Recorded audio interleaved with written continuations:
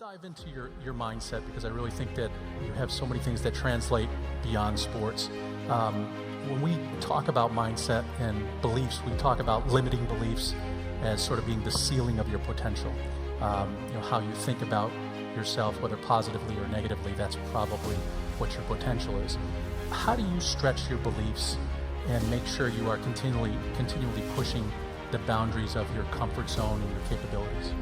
I just dream. I have dreams, and dreams is they should be pure. I think a lot of times, when we're born into this world, we actually wind up going backwards. And it seems like the more we mature, the more responsible our dreams become. And the more governors we put on ourselves and our ability to dream and to reimagine. And it's always a fight for us parents and for you guys to make sure that your dreams always stay pure. So it's not a matter of pushing beyond the limitations or expectations. It's really a matter of protecting your dreams, protecting your imagination. That's really the key. And when you do that, the world just seems limitless. And when you set your dreams, a lot of times, especially in business and entrepreneurship, you have a big vision, and people will instantly start asking you how you'll do it. And so what we tell people is don't get caught up with the how, because if you know every step to accomplish your dream, you haven't really dreamed big enough. Yeah. You should know every step of the way, and you'll have a tendency to walk it back. And so I would say, be unrealistic in your dreams as well. Well, let's talk about one game in particular. We're not going to cover basketball highlights because we'd be here for months. But let's talk about one game and how that sort of shatters the notion of what some people might think is possible. In 2006 against the Toronto Raptors, you scored 81 points, which is second only to Wilt Chamberlain's 100 points. No one has really come close to your total since. People have been in the 60s, including you. You went 28 of 46 shooting, 18 of 20 free throws. You scored 55 in the second half and 28 of your team's final 31 points. There's the scorebook above us that shows the scorebook. And the answer to the trivia question, who was the second leading scorer of that game, is Smush Parker.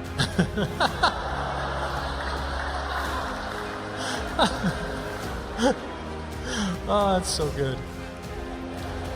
So We at 4? he had 13. He had 13. But it was something that if you were watching it, it just kept building. Now you know why I had to score 81.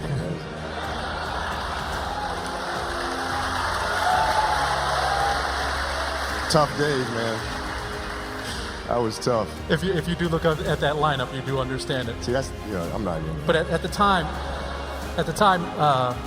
the owner of the Lakers, Jerry Buss, said it was like watching a miracle happen. And for those of us watching on TV or were there, it really was one of those things you just couldn't believe was possible. During the game, did you have to sort of reset your beliefs? I know Lamar Odom was saying you can't get 60, you can't get 70, or did you just let it flow and whatever happened, or were you really gunning for numbers? No, I always dreamed as a kid that it was possible to score 80 or 90 or 100. I always just had a dream. Sometimes you lay down in bed and you visualize things. And you just kind of that's at least how I would go to sleep. I'd lay down, I'd imagine playing for the Lakers, and I'd imagine what the uniforms look like. I'd imagine who would be playing, the smell of the arena and all sorts of stuff. And I would see myself, getting hot. Score 10 straight points, but in a dream, why would you ever interrupt that? You're not going to have a dream and be like, okay, and then he misses his next 6. It's not going to happen.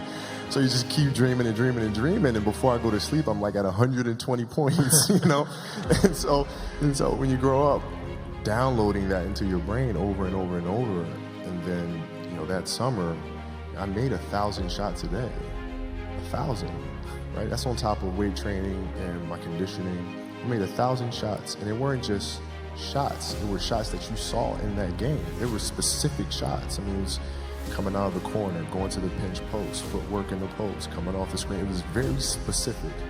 So when you download that into your system, and you go out on the court and you're just executing things that you've done thousands of times before, and you have that dream, then that becomes possible.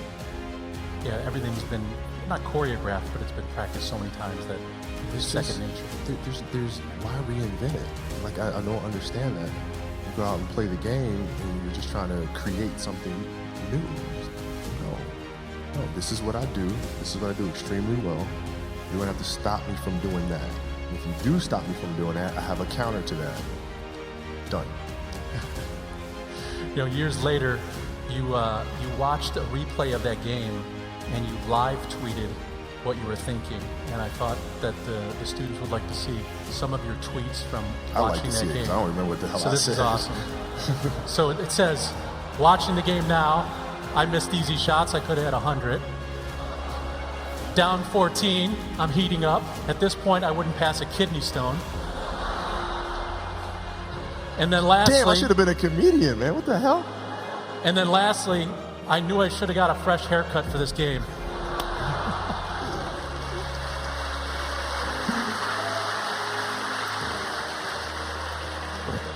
Yeah.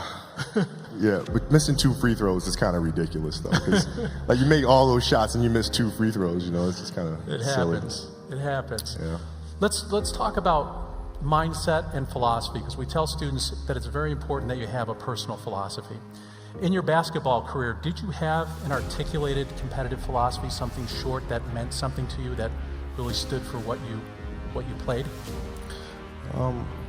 My philosophy was a very simple one. And this is where I think film plays a big part in my life. Rudy was one of my favorite films growing up. Right?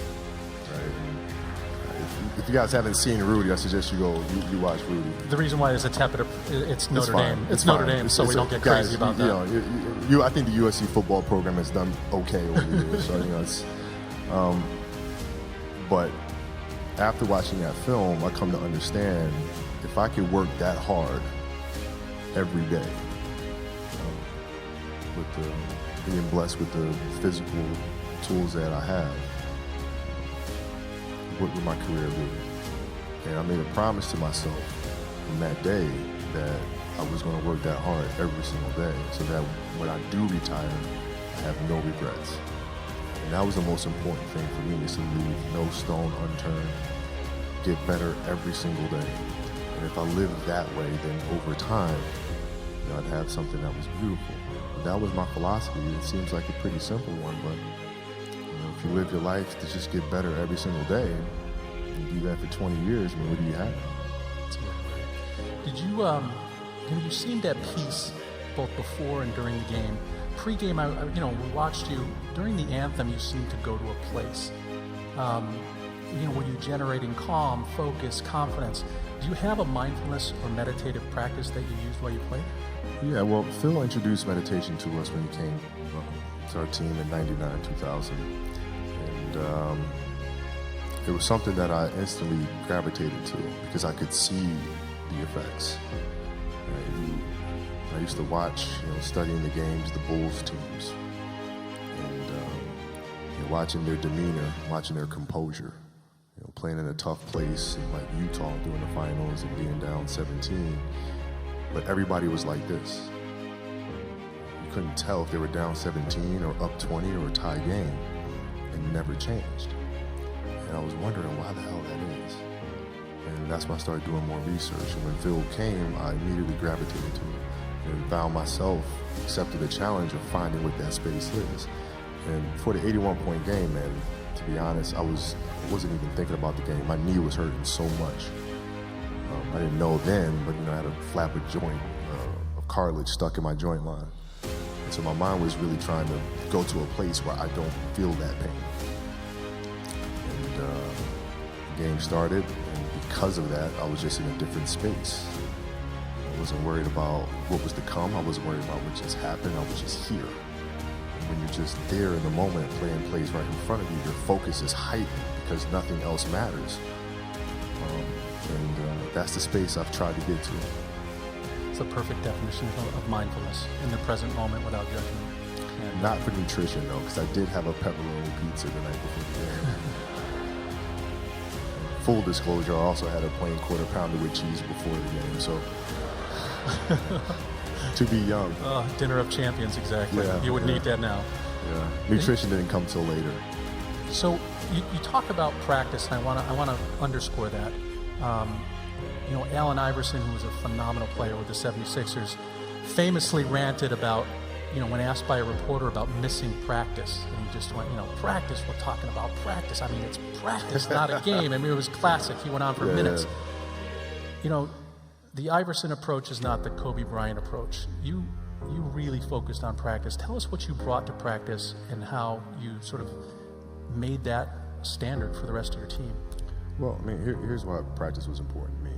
Not from just the standpoint that I enjoyed playing. Like, I enjoyed being there. I enjoyed getting better. But as a leader of a team, it's also your responsibility to elevate the rest of the guys. And but people tend to get stuck on a lot and saying, okay, the way to make players better is to pass them the ball when they're open. That's a very trivial way to look at it. What you have to do is you have to get them emotionally to want to be better. You have to get them to an emotional space where they wake up every morning driven to be the best version of themselves, right? How do you do that? And in practice, for me, it was a chance to drive them, to challenge them, right? And this is where you have to know your teammates. Because if it's late, you just had a back-to-back, you had practice the next day, and you show up, guys don't feel like going through the motions, don't feel like practicing. It's important to know each and every one of them individually, personally, because then you know what nerve to touch. Some guys, it's like, okay, come on, you can do this. That'll get them going. Other guys, no. You got to figure out what button to push. Powell was always Spain. If I tell them how they lost in a gold medal to us and how they're going to lose again, how I'm going to beat your ass in practice just like I beat you in a gold medal game, he'd hate that. He'd hate that. But that's what practice was. You have to drive them. You absolutely have to. And if practice is more intense and harder than a Game 7 will be, then a Game 7 will be easy. But if it's not, then that's when teams start folding and capitulating. It's a perfect segue to how to create a high-performance culture with coaches and team leaders. Everybody's sort of got to be on that page of helping you become the best version of yourself.